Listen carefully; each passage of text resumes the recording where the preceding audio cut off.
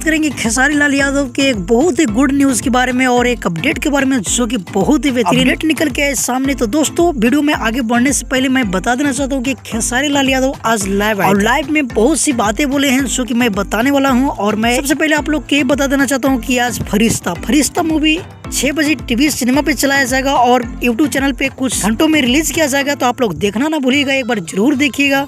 तो चलो बात करते हैं खेसारी लाल यादव लाइव आकर क्या बोले हैं। तो बात कुछ ऐसे बोले हैं कि आप लोग सुनकर बहुत ही खुश होंगे। बोले हैं कि अब इंतजार का घड़ी हुआ समाप्त, अब हम लोग फिर वही अंदाज में लौटेंगे जो कि बहुत ही जल्द फिर से वही धमाका लेकर आ रहे हैं। आप लोग टेंशन नहीं लीजिए, जब तक कि फिल्म का रोमांस कीजिए जो कि लाडला 2 फिल्म में रिलीज हो चुका है, चलाया जा रहा है सिनेमा घर में। और एक बात और मैं बता देना चाहता हूँ कि अखिलेश कश्यप, खेसारी लाल यादव के राइटर अखिलेश कश्यप एक पोस्ट करते हुए लिखे हैं जो कि आप इमेज आर्टिकल को पढ़ सकते हैं।